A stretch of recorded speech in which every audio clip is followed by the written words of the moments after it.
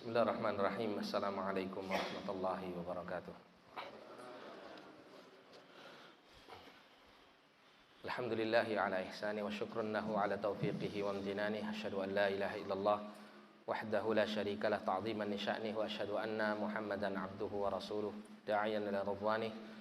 Allahumma salli alaihi wa ala alihi wa sahbihi wa ikhwani.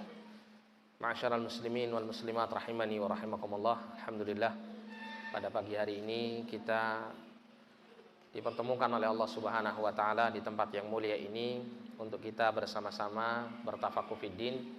Kita bersama-sama untuk belajar ilmu agama Allah Subhanahu wa taala. Kita berharap mudah-mudahan Allah Subhanahu wa taala menjadikan amal saleh yang kita lakukan saat ini sebagai satu kebaikan yang besar, pahalanya di sisi Allah Subhanahu wa taala. Dan mudah-mudahan Allah Subhanahu wa taala mencatat kebaikan kita ini sebagai satu amal kebaikan yang kelak akan memperberat timbangan kita di hadapan Allah Subhanahu wa taala, sehingga kelak kita akan digolongkan sebagai ahlul jannah dan dijauhkan dari golongan ahlun nar. Amin ya rabbal alamin.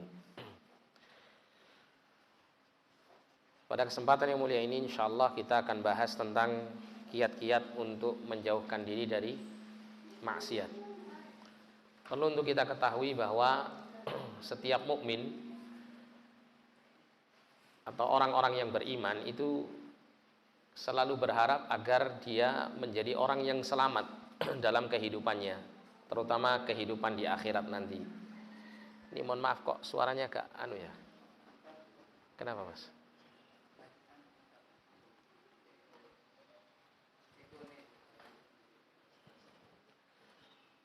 Tes. Sudah.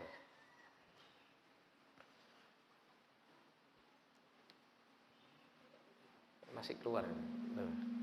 Iya, mendengung. Tes.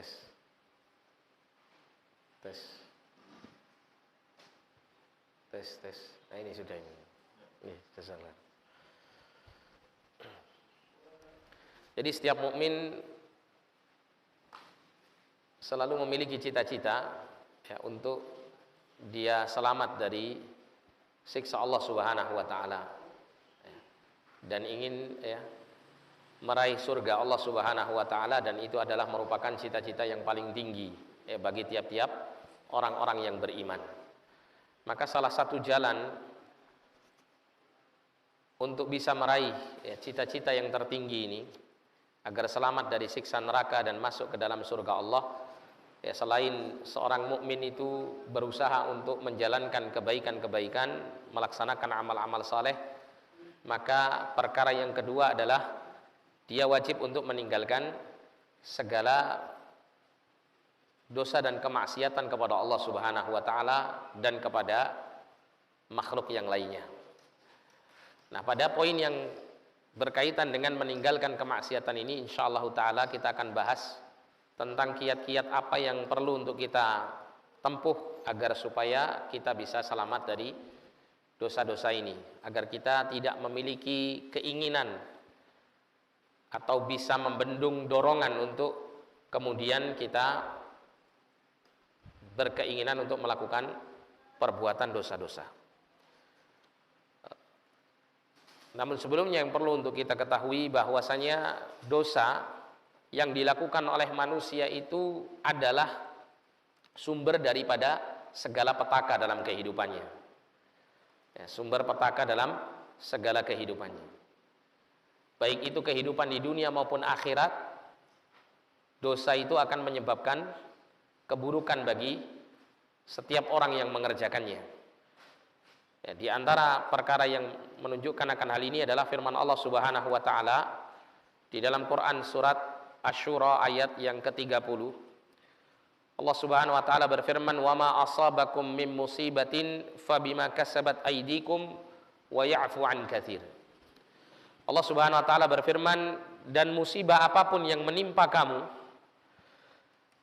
itu semuanya adalah dikarenakan oleh ulah tangan kamu sendiri. Maknanya kata para mufassirin yaitu kemaksiatan yang kamu lakukan. Wa ya'fu an katsir, dan Allah banyak memaafkan dari kesalahan-kesalahan kalian. Kalau Allah Subhanahu wa taala tidak memberikan kasih sayangnya kepada kita, maka sejak lama kita ini sudah dibinasakan oleh Allah karena dosa yang kita lakukan. Ya. Karena seseorang itu adalah manusia yang banyak melakukan kesalahan dan dosa-dosa, seperti yang dikatakan oleh Nabi sallallahu alaihi wasallam, kullu bani adam khata'un wa khairul khata'ina tawwabun. Ya, setiap anak keturunan Adam itu khata'. Khata' itu bukan sekali dua kali melakukan kesalahan, tapi dia terus-menerus banyak melakukan kesalahan-kesalahan. Wa khairul khata'ina tawwabun, dan sebaik-baik orang yang banyak melakukan kesalahan adalah banyak melakukan taubat kepada Allah SWT. Ya. Banyak memohon ampun kepada Allah, ya. Banyak memperbaiki diri, melaksanakan kebaikan setelah keburukan atau dosa yang dilakukannya. Nah, ini adalah jalan seseorang untuk bisa meraih kebaikan dari sisi Allah dan ya, menghilangkan atau menghapuskan dosa-dosa yang telah dilakukan serta efek buruknya dari dosa-dosa tersebut. Jadi intinya di sini manusia itu banyak melakukan dosa. Nah, kalau setiap kali dosa itu dilakukan oleh manusia kemudian Allah menurunkan siksaannya atau menurunkan hukumannya, maka habis semua manusia ini. Nah, inilah di antara bukti bagaimana Allah Subhanahu wa taala memberikan kasih sayang yang besar kepada tiap-tiap hambanya. Oleh karena itu dalam hadis qudsi Allah Subhanahu wa taala berfirman, "Inna rahmati ghalabat ghadabi." Sesungguhnya kasih sayangku itu bisa mengalahkan kemurkaanku. Ya, Allah Subhanahu wa taala mengedepankan kasih sayangnya dibandingkan kemurkaannya. Ya, akan tetapi meskipun Allah Maha kasih sayang kepada hamba-hambanya, tetap tidak boleh kita meremehkan dosa-dosa ini. Ya, jangan kemudian ya karena kita memiliki Tuhan yang sangat penyayang kepada kita, ya, banyak memberikan ampunan kepada kita, kemudian kita bermudah-mudahan untuk melakukan dosa. Sedangkan kita tahu bahwasanya dosa itu adalah sumber hukuman dan siksaan Allah itu turun kepada kita. Nah, maka agar supaya ya kita ini terhindar dari melakukan dosa atau paling tidak bisa meminimalisir perbuatan-perbuatan dosa yang mungkin sebelumnya kita ini ya lebih banyak condong untuk suka melakukan perbuatan dosa daripada melakukan ketaatan, maka diperlukan beberapa kiat-kiat yang kita perlu perhatikan dan kita perlu renungkan agar supaya dengan itu insyaallah taala kita akan mendapat taufik dari Allah Subhanahu wa taala untuk bisa menghindari dosa-dosa. Nah, yang pertama ya, kiat yang pertama agar kita bisa menghindarkan diri kita dari perbuatan-perbuatan dosa, dan ini adalah kiat yang paling utama yang tidak boleh dilupakan bagi orang-orang yang bersungguh-sungguh dalam memerangi hawa nafsunya, adalah dia senantiasa beristi'anah kepada Allah Subhanahu wa taala. Dia senantiasa memohon pertolongan, memohon perlindungan kepada Allah Subhanahu wa taala dari melakukan dosa-dosa. Karena tidak ada seorang pun yang bisa selamat dari dosa kecuali jika Allah Subhanahu wa taala menyelamatkan dirinya. Karena Nabi sallallahu alaihi wasallam mengatakan ya bahwa hati manusia itu baina usbu'aini min asabi'ir rahman. Hati manusia itu di antara dua jari dari jari-jari Allah Subhanahu wa taala. Yuqallibuha kaifa syaa. Allah Subhanahu wa taala itu membolak-balikkan hati manusia itu sesuai dengan kehendaknya, keinginannya. Oleh karena itu, terkadang kita dapati mungkin pada keadaan diri kita dalam satu waktu yang hampir bersamaan terkadang setelah kita memiliki semangat untuk melakukan kebaikan, tiba-tiba hati itu terbalik menjadi apa? Menginginkan melakukan maksiat. Bahkan terkadang kita memiliki tujuan atau niat melakukan kebaikan, ternyata ketika di tengah-tengah kita melakukan kebaikan, muncul keinginan kita untuk melakukan perbuatan dosa.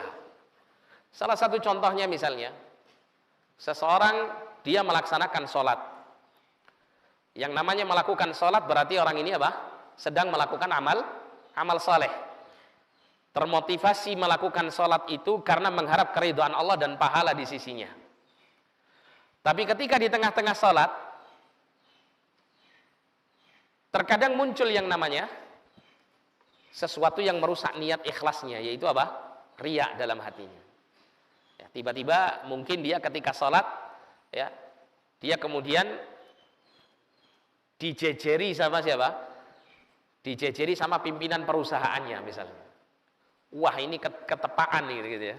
Kebetulan ya, kok ndungaren Pak Bos sholat di samping saya. Ya, mumpung Pak Bos sholat di samping saya harus menunjukkan kalau saya orang yang sholatnya bagus.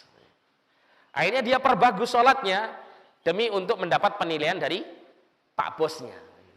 Padahal awalnya dia punya niat apa? Sholat lillahi ta'ala. Tapi terkadang demikianlah keadaan hati itu. Mudah berubahnya. Dari awalnya itu semangat untuk taat, tiba-tiba jeglek jadi apa? Pengen maksiat. Awalnya niatnya ikhlas karena Allah, tiba-tiba muncul apa? Keinginan untuk merusak keikhlasannya dengan riya, pengen dilihat atau dinilai oleh atasannya tadi. Nah, ini salah satu contoh yang menunjukkan bahwasanya hati manusia itu berbolak-balik dan Allah yang menentukan bagaimana keadaan hati tiap-tiap manusia. Allah arahkan kemana hati itu. Nah, sehingga agar supaya kita kokoh di atas agama, kokoh di atas amal soleh, kokoh di atas ketaatan, ya, dan bisa meninggalkan kemaksiatan atau paling tidak meminimalisir kemaksiatan yang kita lakukan, maka kita perbanyak untuk memohon pertolongan kepada Allah Subhanahu wa taala.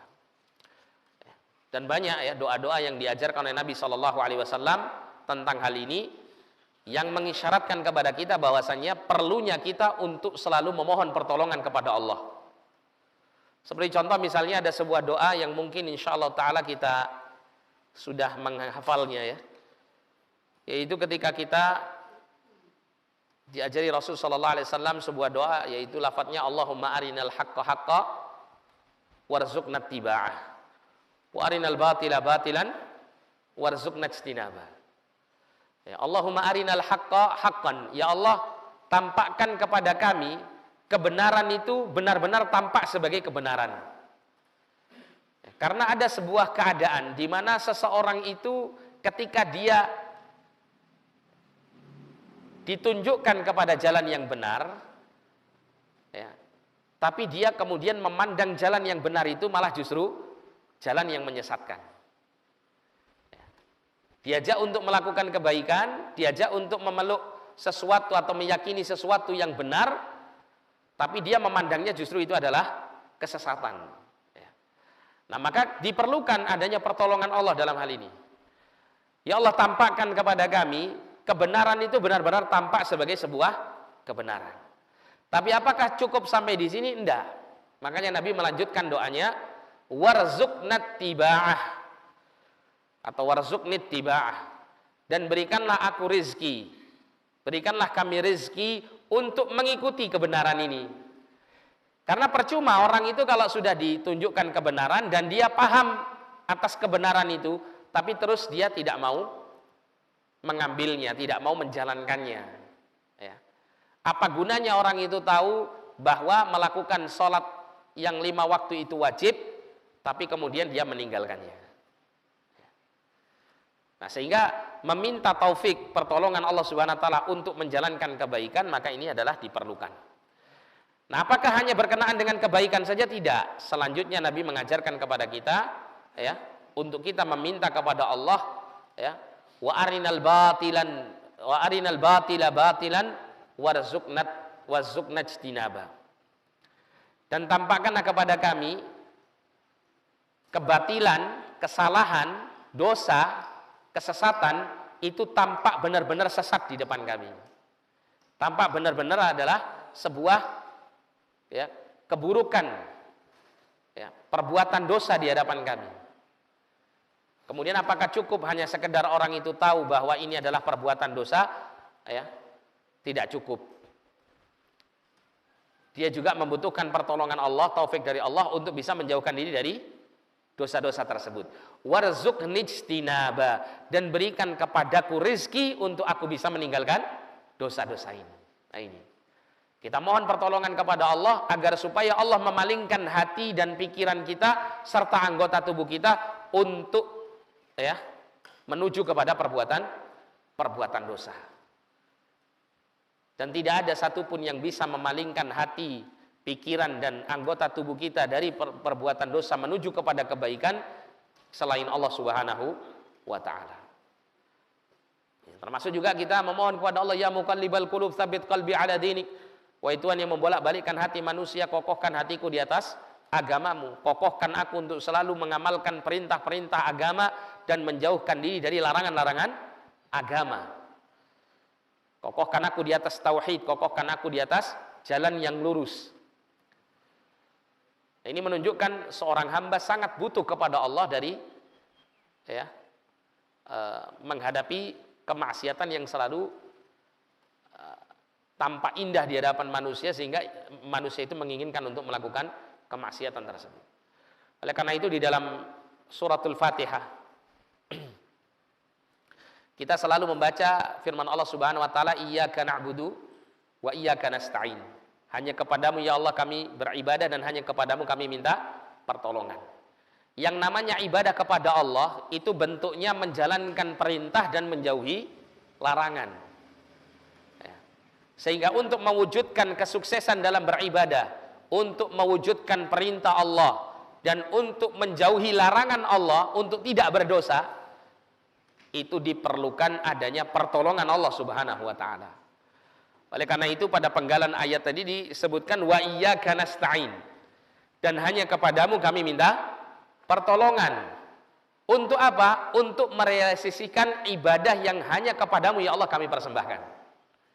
Ada sebagian ulama mengatakan kalimat iyyaka na'budu, hanya kepadamu kami beribadah, itu adalah tugas hidupnya manusia. Wa iyyaka nasta'in, dan hanya kepadamu kami minta pertolongan, ini adalah jalan untuk sampai seorang hamba itu mewujudkan ibadah yang merupakan tugas hidupnya di dunia ini. Ini poin yang pertama. Agar supaya kita bisa terhindar dari maksiat, maka kita perbanyak berdoa, memohon kepada Allah pertolongan untuk menjauhkan diri dari dosa dan kemaksiatan.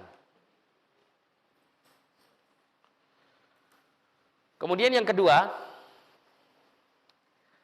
agar seseorang itu terhindar dari perbuatan dosa atau tidak ada minat keinginan untuk melakukan dosa, adalah dengan cara dia menghadirkan keagungan Allah Subhanahu wa taala dalam hatinya. Menghadirkan keagungan Allah di dalam hatinya. Ketika seorang hamba itu bisa menghadirkan keagungan Allah Subhanahu wa taala di dalam hatinya, maka akan timbul di dalam hatinya rasa takut untuk bermaksiat kepada Allah. Karena yang dia maksiati adalah Tuhan yang Maha Agung. Oleh karena ada sebuah nasihat yang disampaikan oleh para salaf, la tanzur ila sigharil ma'siyah walakin unzur ila man asaita. Jangan kamu melihat dari sisi kecilnya maksiat yang kamu lakukan. Wah, ini dosa kecil, enggak apa-apa, dilakukan saja. Enggak, jangan seperti itu. Karena kalau kamu memandang kecilnya maksiat, kamu akan meremehkan maksiat ini. Kalau dosa seperti ini, insya Allah kalau pakai istighfar sekali dua kali sudah cukup, selesai. Allah Maha mengampuni. Nah, kalau seseorang melihat kecilnya maksiat, dia akan meremehkan maksiat tersebut. Walakin unzur ila man asaita, akan tetapi perhatikanlah kepada siapa kau bermaksiat itu. Sekecil apapun maksiatmu, Yang namanya engkau bermaksiat kepada siapa? Kepada Allah yang Maha Agung. Ya, sehingga jika kau memiliki rasa takut ya kepada Allah, pengagungan yang besar kepada Allah, niscaya engkau tidak akan berani untuk melakukan maksiat meskipun apa? Maksiat itu adalah kecil ya nilai dosanya di sisi Allah Subhanahu wa taala. Karena melihat keagungan yang dimaksiati yaitu Allah Subhanahu wa taala. Nah, terus kemudian bagaimana untuk kita bisa menghadirkan ya di dalam hati kita ini rasa mengagungkan Allah Subhanahu wa taala. Ini penting sekali karena kalau kita tidak berusaha untuk menghadirkan ya di dalam hati itu keagungan Allah Subhanahu wa taala, maka kita akan banyak meremehkan pengamalan agama ini. Ya, kita akan banyak meremehkan pengamalan agama. Termasuk kita akan banyak meremehkan dosa-dosa. Ya. Karena kita menganggap bahwasanya diri kita ini apa? Terbebas dari jangkauan siksa Allah Subhanahu wa taala karena tidak ada pengagungan kepada Allah Subhanahu wa taala, tidak ada rasa takut kepada Allah Subhanahu wa taala. Maka untuk kita bisa menambah ya rasa takut kita kepada Allah ya, rasa pengagungan kita kepada Allah Subhanahu wa taala, maka ya jalan yang terbaik itu adalah dengan selalu kita menambah ilmu. Dengan selalu kita mempelajari ilmu, terutama ilmu yang berkaitan dengan mengenal Allah Subhanahu wa taala. Ya. Berkaitan dengan mengenal Allah Subhanahu wa taala. Bagaimana kita bisa mengenal Allah? Jalannya ada dua. Ya. Untuk kita mewujudkan ma'rifatullah, mengenal Allah Subhanahu wa taala, jalannya ada dua. Ya, kalau Anda pernah belajar kitab Al-Usulul Tsalatsa itu diterangkan ada keterangan dari Syekh Muhammad At-Tamimi rahimahullah berkenaan dengan jalan kita untuk bisa mencapai ma'rifatullah, mengenal Allah Subhanahu wa taala. Yang kalau diringkas hanya dua jalannya. Jalan yang pertama adalah mengenal Allah Subhanahu wa taala melalui ayat-ayat syar'iyyah. Ya, melalui ayat-ayat syar'iyyah. Kita berusaha mengenal Allah dengan kita berusaha mempelajari ayat-ayat Al-Qur'anul Karim yang Allah taala turunkan. Ya, wahyu yang Allah taala turunkan. Kita baca, kita renungkan, kita pelajari isinya, maka kita akan dapatkan ya tanda-tanda keagungan Allah yang sangat luar biasa melalui Al-Qur'an ini. Ya. Semakin dalam pengetahuan seorang hamba kepada Al-Qur'an, maka semakin dalam pula pengetahuan dia tentang keagungan Allah. Kalau kita perhatikan Al-Qur'an ini ya, kita baca saja tanpa kita tahu maknanya ya, secara mujawwad ya, dengan bacaan yang baik, dengan bacaan yang sesuai dengan hukum-hukum bacaan yang telah ditentukan, itu kita akan mendapatkan ya kenyamanan dalam membacanya. Kenyamanan dalam membacanya, termasuk juga kita akan merasakan kenikmatan ketika kita mendengarkannya. Ya, terutama kalau bacaannya itu ya selain bacaannya itu sesuai dengan hukum-hukum bacaan, kemudian dibaca dengan nada yang bagus. Karena Nabi mengatakan laisa minna man lam yataghanna bil Qur'an, tidak termasuk golongan kami orang yang tidak ya mensuarakan dengan bernada membaca Al-Qur'annya. Ya. Sehingga kita ketika mendengarkan bacaan Al-Qur'an yang kadang kita tidak tahu maknanya saja, itu kita bisa terpengaruh, hati kita bisa terpengaruh darinya. Ya. Seperti contoh kadang kita menemukan ada orang sholat, misalnya biasanya sholat malam di Ramadan itu ya, sholat tarawih, ketika imamnya ini bacaannya bagus, ya. Kadang-kadang orang yang ada di belakang itu terenyuh dengan bacaannya, sehingga dia bisa nangis, bisa macam-macam gitu ya, bisa terpengaruh, terbawa, padahal nggak ngerti artinya, itu nggak ngerti. Gitu. Ya. Itu sudah bisa memberikan pengaruh, masya Allah. Lah apalagi kalau seseorang itu membaca Al-Quran dan dalam kondisi dia memahami isi dan kandungannya. Ya. Nah di situ dia akan terpengaruh dengan itu. Dia akan semakin ya bisa menghadirkan keagungan Allah Subhanahu wa taala di dalam hatinya melalui Al-Qur'an yang dia baca.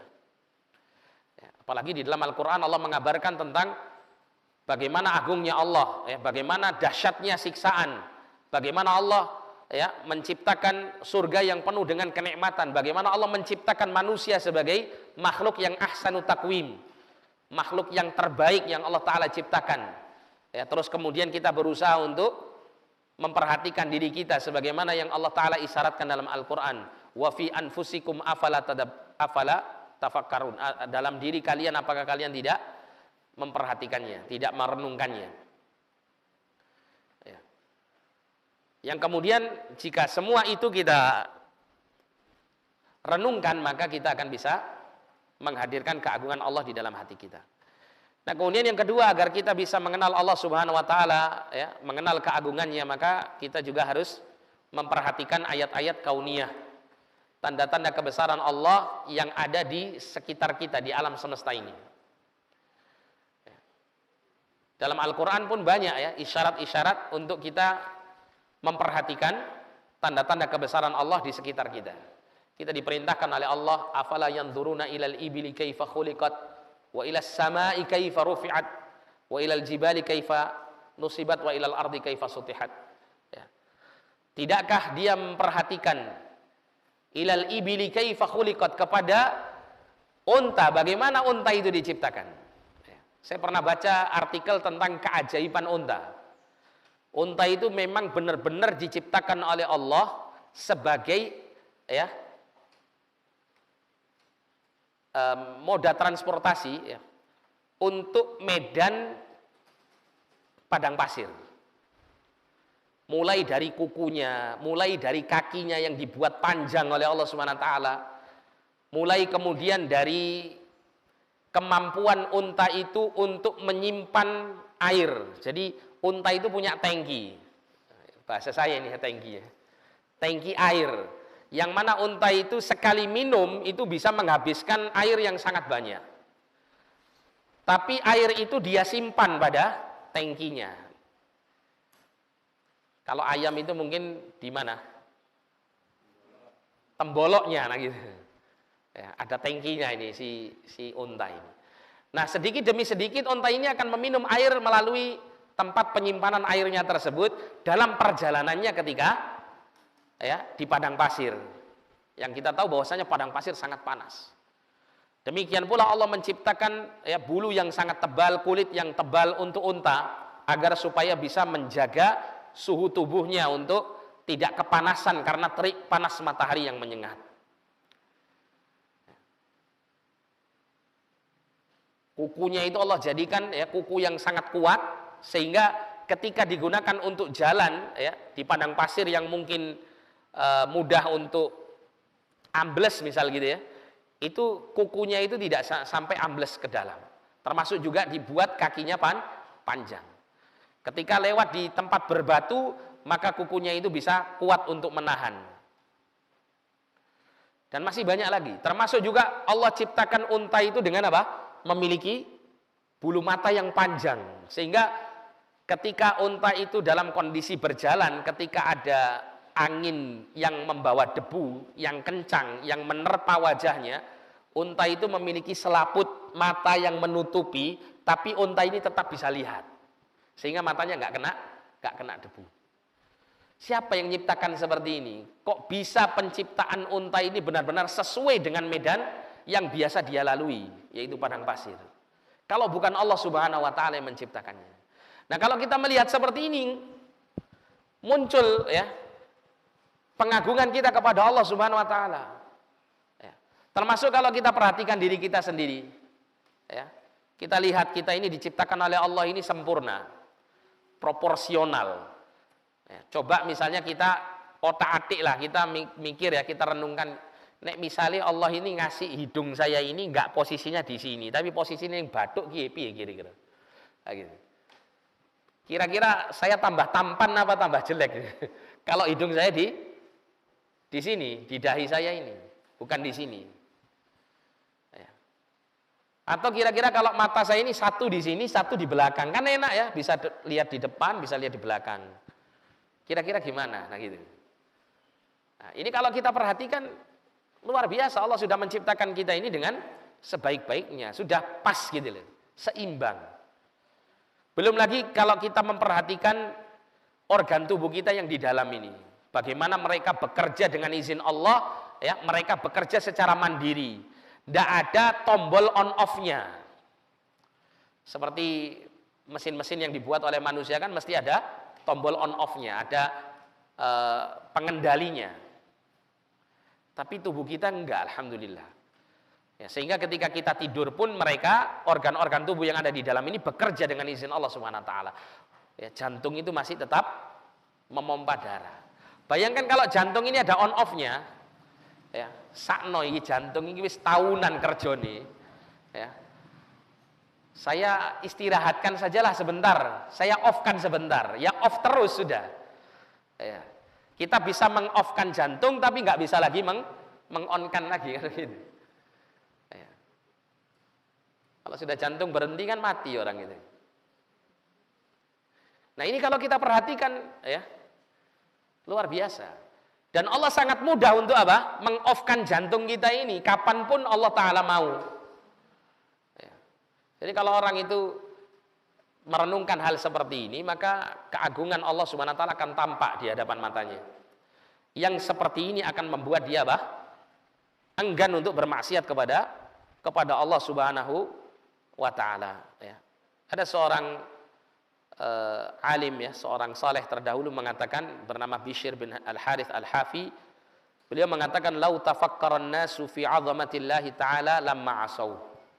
Ya, kalau seandainya manusia itu berpikir di dalam keagungan Allah, niscaya dia tidak akan bermaksiat kepada Allah. Takut dia maksiat kepada Allah.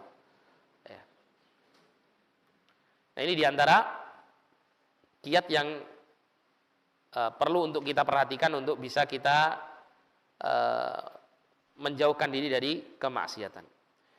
Kemudian yang ketiga, ya, kiat agar kita bisa meninggalkan diri dari kemaksiatan, agar kita, ya, berusaha, ya, untuk meninggalkan dosa, bahkan akan menjadikan kita tidak minat untuk berdosa, adalah dengan cara kita menumbuhkan rasa cinta kepada Allah Subhanahu wa taala.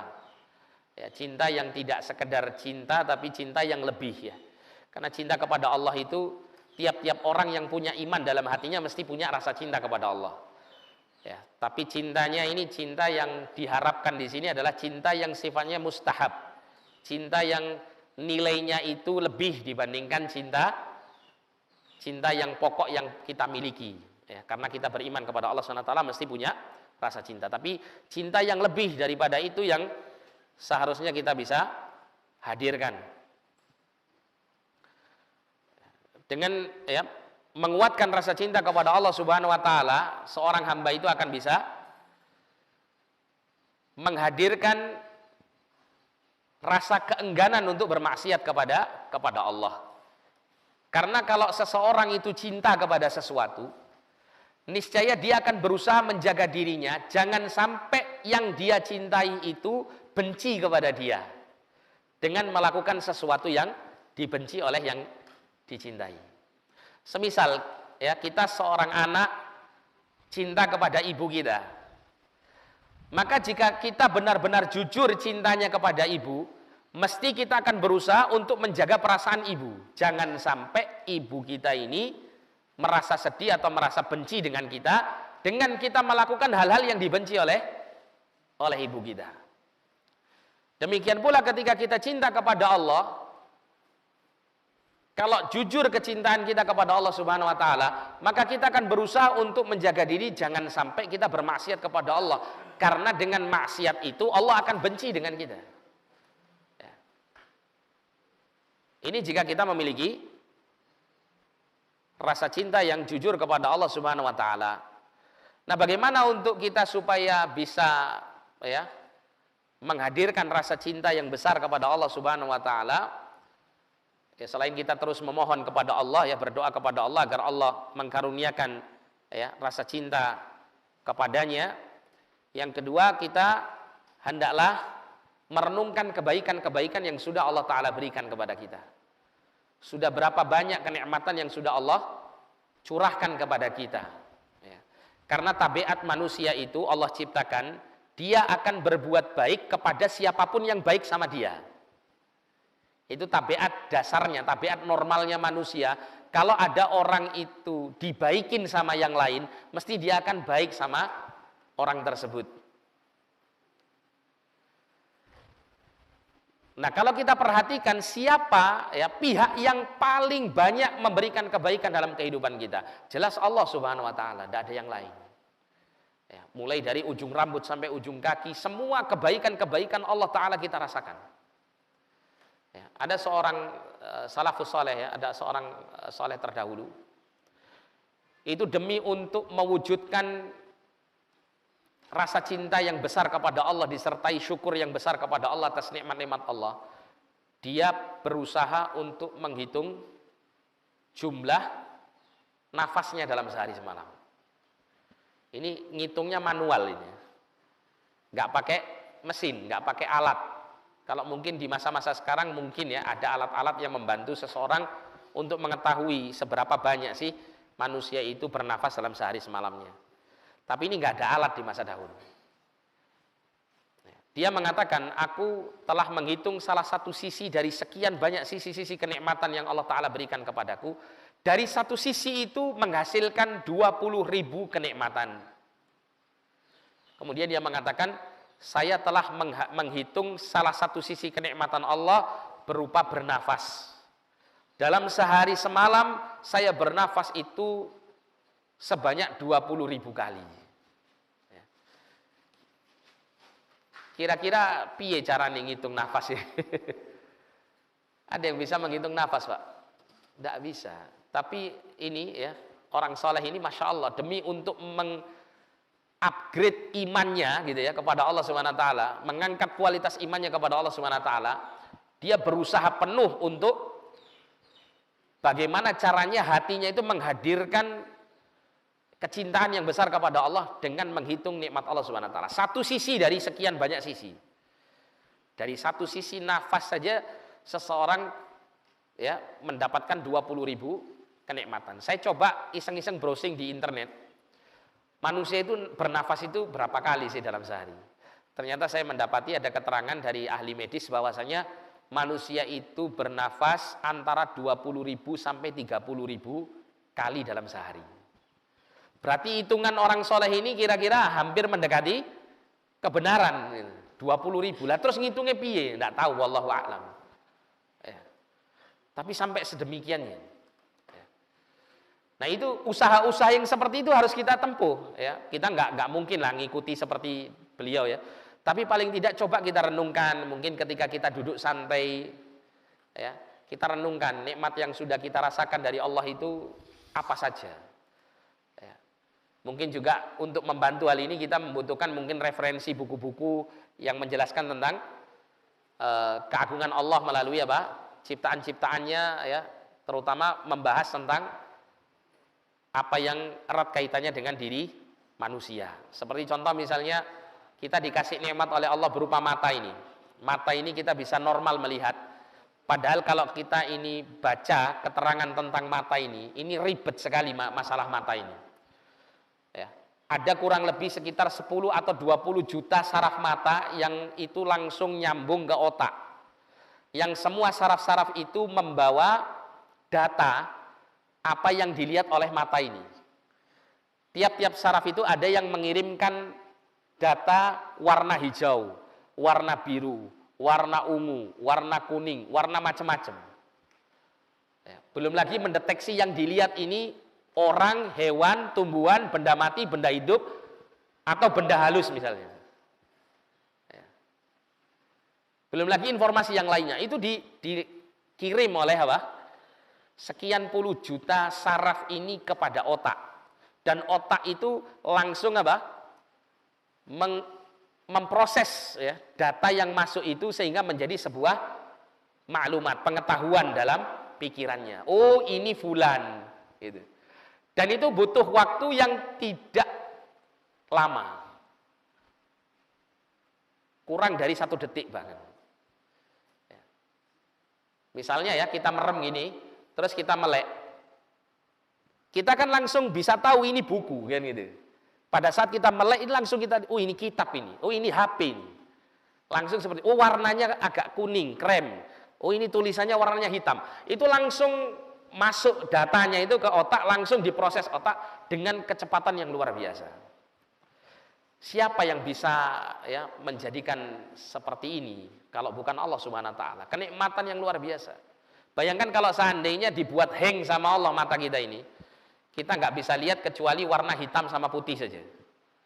Sudah yang kita lihat ya itu semua. Nggak tahu kita warna merah, warna hijau, ya.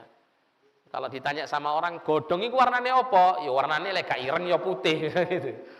Ya, padahal orang-orang mengatakan warnanya hijau, warnanya merah, warnanya biru, macam-macam. Nggak ngerti apa warna merah, warna biru, warna hijau, nggak tahu. Dari nikmat mata, belum nikmat yang lainnya. Nikmat perasa, nikmat macam-macam.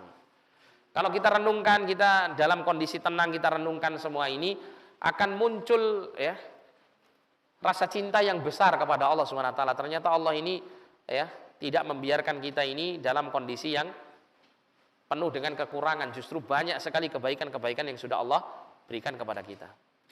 Ya, ada sebuah syair yang menggambarkan kejujuran cinta itu akan mengantarkan sang pencinta itu untuk tidak bermaksiat kepada yang dicintai.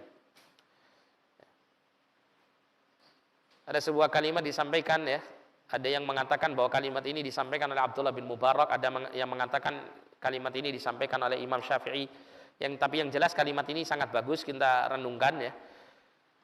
Dikatakan ta'sil ilah wa anta tudhiru hubbahu. Engkau itu bermaksiat kepada Tuhanmu, sedangkan engkau itu mengaku dirimu sebagai pencintanya.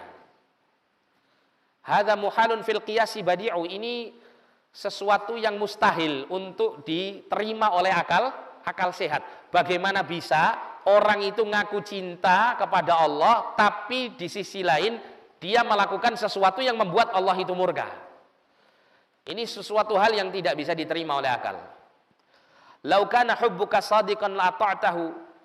Kalau seandainya engkau itu mencintai Allah dengan sejujur-jujurnya cinta, la ta'tahu, niscaya engkau akan mentaati Allah Subhanahu wa taala.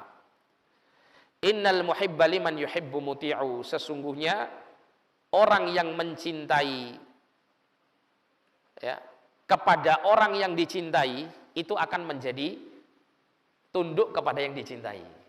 Kepada orang yang cinta kepada Allah ya, dia pasti akan taat kepada Allah. Dia tidak akan mungkin bermaksiat kepada Allah. Kalau kita masih banyak maksiatnya kepada Allah, masih banyak dosa-dosa kita kepada Allah, berarti ini menandakan kualitas cinta kita kepada Allah itu tidak tinggi. Ya, maka butuh untuk kita berusaha meningkatkan derajat cinta kita kepada Allah. Nah, bagaimana ya wujud kita membuktikan cinta kita kepada Allah? Allah Ta'ala berfirman dalam Quran surah Ali Imran ayat 31, "Qul in kuntum tuhibbunallaha fattabi'uni." Katakan wahai Muhammad kepada orang-orang yang mengaku cinta kepada Allah, in kuntum tuhibbunallah, jika kalian itu cinta kepada Allah, fattabi'uni, maka ikutilah aku, ya, ikutilah Rasulullah, ikutilah ajaran sunnah beliau. Yuhibbukumullah wa yaghfir lakum dzunubakum. Jika seorang hamba itu sudah membuktikan pengakuan cintanya kepada Allah dengan melaksanakan sunnah Rasulullah, melakukan ajaran Rasulullah SAW, mengikuti Rasulullah SAW, maka niscaya cintanya itu akan tidak bertepuk sebelah tangan. Cintanya itu pasti akan berbalas cinta. Yuhibbukumullah, niscaya Allah akan mencintai kalian. Wa yaghfir lakum dzunubakum, dan akan mengampuni dosa-dosa kalian. Jadi kalau kita jujur mempersembahkan cinta kita kepada Allah, maka Allah itu tidak akan menyia-nyiakan cinta kita. Mesti Allah akan menyambut cinta dengan cintanya. Kalau Allah itu menyambut cinta kita dengan cintanya Allah, sudah nggak bisa kita bandingkan. Kecintaan kita dengan cintanya Allah kepada kita nggak bisa kita bandingkan. Lebih besar cintanya Allah kepada kita daripada kita cinta kepada Allah. Itu kalau kita sudah membuktikan cinta kita kepada Allah Subhanahu wa taala.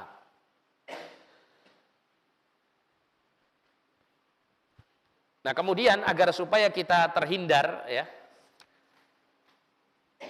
dari kemaksiatan atau ada keinginan-keinginan untuk bermaksiat ya, maka hendaklah kita merenungkan poin yang sempat kita singgung tadi untuk mewujudkan cinta kita kepada Allah, yaitu dengan cara kita memperhatikan berbagai macam nikmat Allah. Ya. Karena kalau kita sampai pada tingkatan sadar yang tinggi terhadap betapa banyaknya nikmat yang sudah Allah Ta'ala berikan kepada kita, maka akan muncul rasa malu jika kita gunakan kenikmatan itu untuk bermaksiat kepadanya. Ya. Ini kalau normalnya manusia begitu. Ya, contoh misalnya seseorang itu misalnya diberikan ya berbagai macam kebaikan oleh orang lain. Tentunya dia akan merasa malu jika dia akan melakukan sesuatu hal yang membuat orang yang baik sama dia itu kecewa dengan dia. Kan begitu. Nah, tentunya tidak ada pihak yang terbaik dalam memberikan kenikmatan selain Allah Subhanahu wa taala. Ya, ada sebuah kisah ya, dialog antara seorang alim dengan seseorang yang masih senang ya melakukan kebiasaan maksiatnya. Yang ini insyaallah taala akan bisa memberikan pelajaran bagi kita semuanya jika kita menghayati dan terus menghadirkan ya pelajaran yang terkandung di dalamnya dalam kehidupan kita sehari-hari. Jadi disebutkan oleh Al-Imam Abdul Ghani Al-Maqdisi rahimahullah dalam kitab beliau At-Tawabin, sebuah kisah, dan ini saya nukil dari kitabnya Syekh Abdul Razak bin Abdul Muhsin Al-Badr hafizahullah yang berjudul Bawa'ithul Khalas Minadz Dzunub. Ya, faktor-faktor yang mendorong seseorang untuk bisa meninggalkan dosa-dosa. Ya, ini kisah yang mungkin sebagian orang pernah mendengarnya. Kisah tentang seorang yang bernama Ibrahim bin Adham rahimahullah. Annahu ja'ahu rajulun faqala lahu. Pernah ada seseorang datang kepada Ibrahim bin Adham ini. Kemudian orang ini berkata kepada Ibrahim, "Ya Aba Ishaq, inni musrifun ala nafsi." Wahai Abu Ishaq, ya, kunyah untuk Ibrahim bin Adham, sesungguhnya saya ini banyak melampaui batas, maksudnya banyak melakukan kemaksiatan. Fa'rid alayya ma yakunu laha zajiran wa mustanqidan liqalbi. Ya, tolonglah saya ini ya dikasih nasihat atau dikasih masukan yang membuat saya ini ya bisa meninggalkan dosa-dosa, membuat hati saya ini ingin sekali meninggalkan dosa-dosa. Nah, maka kemudian beliau pun mengatakan, in qabilta khamsa khisalin wa qadirta 'alaiha lam tadurraka ma'siyatun wa lam taubikka ladzatun. Jika engkau bisa menerima 5 perkara ini dan engkau mampu untuk menjalankannya, maka kemaksiatan apapun yang kamu lakukan tidak membahayakan dirimu.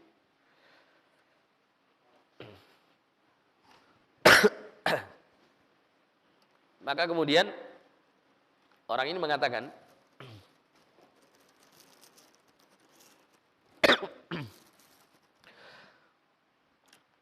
hati ya Aba Ishaq, coba sampaikan kepadaku apa 5 perkara tersebut.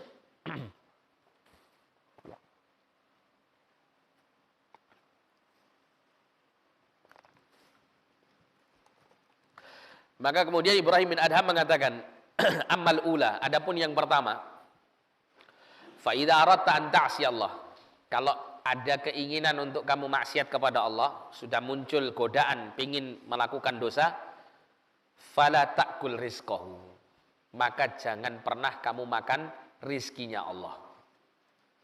Jangan pernah kamu makan rizkinya Allah. Maka lelaki ini mengatakan, famin aina akul wa kullu ma fil ardi min rizqihi. Terus dari mana saya bisa makan?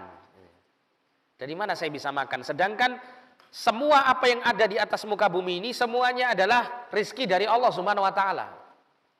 Bagaimana saya bisa makan ya? Kalau saya tidak diperkenankan untuk makan rizki dari Allah. Sedangkan semua rizki itu datang dari Allah.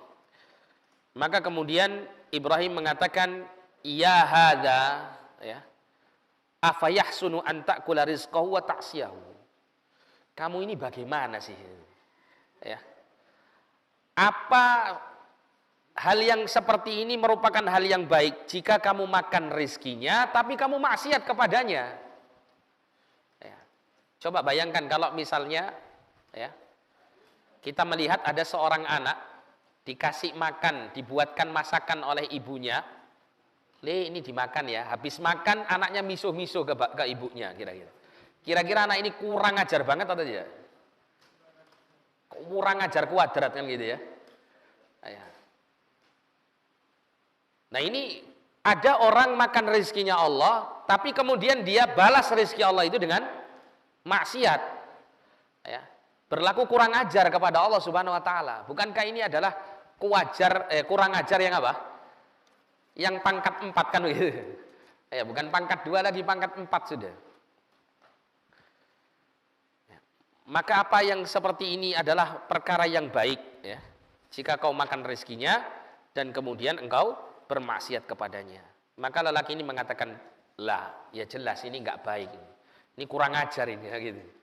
Hati tanya, tolong sampaikan perkara yang kedua. Kemudian Ibrahim mengatakan, wa idza aradta an ta'siyahu fala taskun syai'an min biladihi. Jika kamu punya keinginan untuk bermaksiat kepada Allah, maka jangan kamu tinggal di buminya. Jangan kamu tinggal di buminya Allah ini. Maka kata lelaki ini, hadhi a'dham minal ula.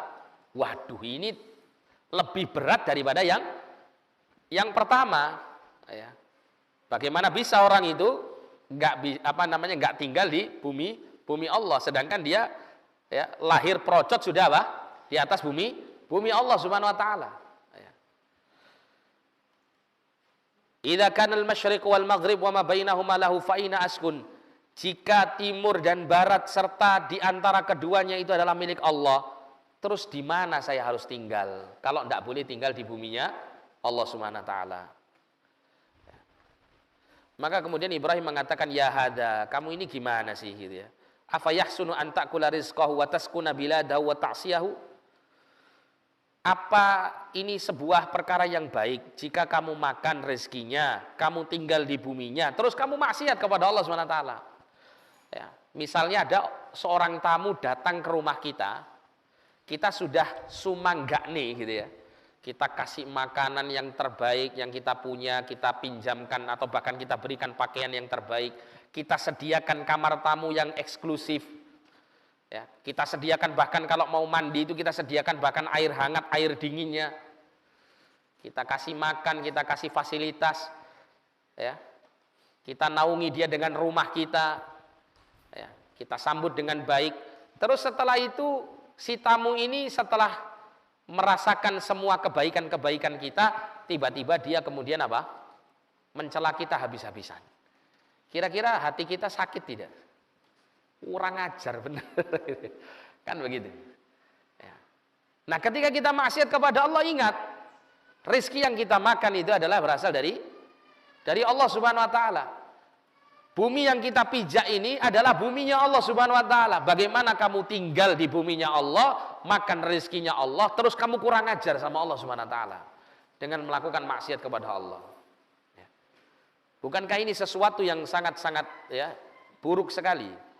Maka lelaki ini mengatakan lah jelas ini bukan sesuatu yang baik. Hati tsalitsah, tolong sampaikan kepadaku yang ketiga. Ibrahim kemudian mengatakan, idza aradta an ta'siyahu wa anta tahta rizqihi wa fi biladihi fanzur mawdi'an la yaraka fihi mubarizan lahu fa'sihi fihi. Jika kamu sudah ada keinginan untuk berbuat maksiat, sedangkan kamu itu rizkinya di bawah rizki Allah, tinggalnya di bumi Allah, maka cobalah kamu perhatikan di bumi Allah ini, ada enggak satu tempat yang mana Allah itu tidak bisa melihat kamu ketika kamu melakukan maksiat? Ya kalau memang kamu sudah makan rezekinya Allah, kamu tinggal di buminya Allah, ya wis lah. Kalau seandainya kamu masih tetap saja ingin maksiat, coba cari di bumi Allah ini mana tempat yang Allah nggak bisa lihat kamu untuk bermaksiat. Ya. Maka bermaksiatlah kamu di tempat itu. Maka kata lelaki ini, kaifa hadza? Bagaimana ini bisa dilakukan? Wa huwa muttali'un ala ma fis sarair. Ya, bahkan Allah itu bisa melihat sesuatu yang bersifat rahasia, yang tidak tampak, itu Allah bisa lihat. Lah apalagi cuman gur sembunyi saja. Ya. Apalagi hanya sekedar sembunyi penglihatan manusia ya berupa bangunan atau di dalam tempat yang sepi ya, yang mungkin manusia tidak bisa melihat. Tapi bagaimana dengan Allah SWT? Jelas masih bisa melihat. Wong Allah ya bisa melihat apa yang disembunyikan oleh manusia di dalam hatinya. Apalagi apa yang dia tampakkan dalam perbuatan zahirnya ya. Meskipun bersembunyi dimanapun ya, Allah SWT tetap akan bisa melihatnya. Maka kata Ibrahim, ya hadza ya, afa yahsunu an ta'kula rizqahu. Ya, apakah perbuatan baik jika kamu makan rizkinya, wa taskunu biladahu, dan kamu tinggal di buminya, wa ta'siyahu, dan kamu kemudian bermaksiat kepadanya, wa huwa yaraka wa yara ma tujahiruhu bihi. Sedangkan kemudian Allah itu melihat engkau dan melihat apa saja yang kau kerjakan. Ya. Kemudian lelaki ini mengatakan lah, ya, tentu hal ini tidak baik. Maka datangkan kepadaku yang keempat. Kemudian Ibrahim mengatakan, idza ja'aka malakul maut, jika malakul maut datang kepadamu, liyaqbidha ruhaka, untuk mencabut nyawamu, fakul lahu, maka katakan kepada malakul maut ini, akhirni hatta atuba taubatan nasuha. Ya. Bentar malakul maut, jangan kamu cabut dulu nyawa saya. Ya, kasih kesempatan bentar saja, saya mau istighfar sama Allah. Saya mau tobat sama Allah SWT. Kira-kira kata Ibrahim, ya, apakah yang seperti ini akan diterima gitu ya? Maka lelaki ini mengatakan, la yaqbal minni, tentu ya tidak mungkin malakul maut itu akan menerima permintaan uzur saya ini. Ya. Malakul maut mesti apa? Akan segera mencabut nyawaku, nggak akan diakhirkan dan tidak akan ditunda sama sekali. Maka kata Ibrahim, ya hadza fa anta idza lam taqdir an tadfa'ankal mauta litatuba wa ta'lamu annahu idza ja'a lam yakun lahu ta'khirun fa kaifa tarju wajhal khalas. Ya, wahai fulan, jika engkau itu tidak mampu untuk menolak kematianmu hanya untuk bertobat barang sesaat, dan engkau tahu bahwasanya jika kematian itu datang niscaya tidak akan bisa diakhirkan, maka bagaimana kamu bisa mengharap untuk ya, fa kaifa tarju wajhal khalas, bagaimana kamu bisa berharap untuk selamat dari kematian ini ya, dengan kamu terus tetap bermaksiat kepada Allah ya. Maka kemudian lelaki ini mengatakan, tolong sampaikan yang kelima. Maka Ibrahim mengatakan, idza ja'at kazzabaniyatu yaumal qiyamah, apabila malaikat Zabaniyah itu datang kepadamu pada hari kiamat. Zabaniyah itu malaikat yang ditugasi oleh Allah Subhanahu wa taala untuk ngurusi neraka. Ya, untuk ngurusi neraka. Pimpinannya namanya Malik. Ya. Pimpinan malaikat ini adalah malaikat Malik. Ya, Zabaniyah adalah malaikat yang diserai untuk menyiksa dan semacamnya di dalam neraka. Apabila datang kepadamu malaikat Zabaniyah pada hari kiamat, liyakhudhuka ilan nar, ya, di mana Zabaniyah ini akan membawa kamu kepada neraka, fala tadhhab ma'ahum, maka jangan kamu mau pergi bersama mereka. Jangan kamu mau pergi bersama mereka. Maka kemudian lelaki ini mengatakan, la yada'unani, tidak mungkin mereka akan meninggalkan saya, wala yaqbaluna minni, dan tidak akan mungkin mereka akan menerima keinginan saya ini. Kalau mereka ya ketika membawa saya ke neraka saya tidak mau, mestinya mereka akan menyeret aku, memaksa aku untuk masuk ke dalam neraka tersebut, dan tidak ada kemampuan untukku ya dalam rangka untuk menolak paksaan mereka untuk membawaku ke dalam neraka. Ya, maka kemudian Ibrahim bin Adham mengatakan, fa kaifa tarjun najata idzan, kalau demikian bagaimana kamu bisa berharap apa? Keselamatan ya. Bagaimana kamu bisa berharap keselamatan kalau kamu terus-terusan maksiat yang membuat Zabaniyah nanti memaksa kamu untuk masuk ke dalam neraka. Maka kemudian lelaki ini mengatakan, ya Ibrahim, hasbi hasbi, wahai Ibrahim, cukup, ana astaghfirullah wa atubu ilaih, saya sekarang mohon ampun kepada Allah dan bertobat kepadanya. Ya, dengan kita merenungkan dialog ini, insya Allah kita akan bisa mengambil pelajaran. Ya, kalau kita menghadirkan ingatan dengan dialog ini, insya Allah kita akan tidak menginginkan untuk bermaksiat kepada Allah, atau paling tidak mengurangi kadar maksiat kita kepada Allah Subhanahu wa taala. Ya. Kemudian di antara kiat yang lain ya adalah berusaha terus membaca dan merenungkan, ya, terus membaca dan merenungkan serta mempelajari siksaan-siksaan yang Allah Ta'ala sediakan bagi orang-orang yang berdosa. Ya, di dalam Al-Quran, dalam hadis-hadis Nabi SAW itu banyak ya yang disampaikan oleh Allah dan Rasulnya tentang dahsyatnya siksaan neraka, ya, dahsyatnya siksaan Allah Subhanahu Wa Ta'ala. Seperti salah satu contohnya adalah firman Allah Subhanahu Wa Ta'ala dalam Al-Quran. Ya, Allah Subhanahu Wa Ta'ala menceritakan bagaimana siksaan Allah Subhanahu Wa Ta'ala di dalam neraka. Di antaranya ya Allah berfirman, Innal ladzina kafaru bi ayatina saufa nuslihim nara. Sesungguhnya orang-orang yang kafir ingkar kepada ayat-ayat kami, saufa nuslihim nara. Kelak kami akan lemparkan dia ke dalam neraka. Kullama nadijat juluduhum badalnahum juludan ghairaha liyadzuqul adzab. Allah mengatakan setiap kali kulit mereka ini hangus terbakar dengan api neraka, maka kami akan mengganti kulit itu menjadi kulit yang baru.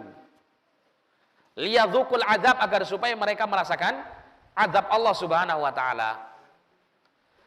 Jadi ada ya seorang ahli yang kemudian dia masuk Islam, ahli kulit dari Thailand ya, profesor ahli kulit dalam kaitannya dengan ketika mendengarkan ayat ini. Dia masuk Islam ya ketika mendengarkan ayat ini dan pemaparannya secara ilmiah. Jadi ternyata ya menurut para ahli kulit, kulit manusia itu di bawahnya ini, di bawah kulit yang ada di atas ini ada saraf-saraf. Saraf-saraf yang membawa rasa sakit ke otak, sehingga orang itu ketika dia terluka atau karena terbakar dan semacamnya kulit itu ya akan dibawa ya perasaan sakit itu ke otak sehingga tubuh ini merasakan sakitnya. Ya, tubuh ini merasakan sakit. Nah, kalau kulit ini terbakar sampai pada lapisan saraf yang membawa data rasa sakit itu, ya, itu sampai terbakar, maka nanti kulit tidak akan lagi merasakan sakit. Kenapa? Karena media untuk menyampaikan rasa sakit itu sudah tidak lagi bisa mengirimkan data ke otak. Allah SWT mengatakan di situ, liyadzuqul adzab, agar supaya merasakan azab, supaya azab itu terus dia rasakan, tidak ada jeda waktu dia istirahat dari rasa sakit. Setiap kali kulit itu hangus dibakar oleh Allah Subhanahu wa taala, maka segera Allah menggantinya dengan kulit yang baru. Untuk terus-menerus dia merasakan pedihnya siksa neraka. Jadi dalam neraka itu nggak ada ya barang sepersekian detik itu seseorang itu beristirahat tidak merasakan rasa sakit dan pedih, itu tidak ada. Ya. Akan terus dirasakan rasa pedih di dalam siksa neraka ini. Nah, kalau orang itu merenungkan ya ancaman-ancaman Allah di dalam Al-Quran tentang kaitannya dengan siksaan ini, maka jelas ya orang itu akan timbul rasa takutnya dari siksa Allah SWT dan mengurungkan untuk bermaksiat kepadanya. Kemudian yang terakhir ya di antara sekian banyak kiat-kiat yang bisa kita lakukan, tapi insya Allah dengan beberapa kiat ini jika kita benar-benar renungi, insya Allah Ta'ala akan membantu kita untuk bisa meninggalkan maksiat. Yang terakhir adalah seorang hamba itu jika dia akan melakukan maksiat, maka hendaklah dia memperhatikan bahwa bisa jadi maksiat yang dilakukannya itu akan bisa menghilangkan kebaikan dan pahalanya yang banyak. Akan bisa menghilangkan kebaikan dan pahala yang banyak.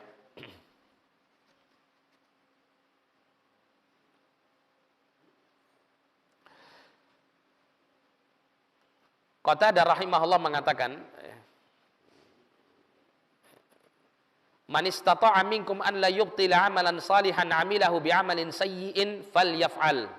Siapa saja yang mampu di antara kalian untuk tidak membatalkan amal solehnya dengan amal dosanya, gitu ya.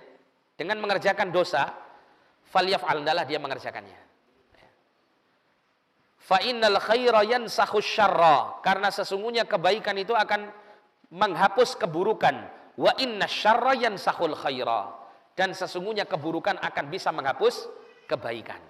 Jadi sebagaimana ya, kebaikan itu bisa menghapus keburukan setelahnya, keburukan sebelumnya, maka kebaikan yang ditutup dengan keburukan setelahnya ini pun juga bisa menghapus kebaikan sebelumnya. Dan yang mengisyaratkan akan hal ini adalah hadis Nabi SAW, hadis yang dikeluarkan oleh Imam Ibnu Majah dalam sunannya dan disahihkan oleh Syekh Al-Albani dalam Sahihul Jami'.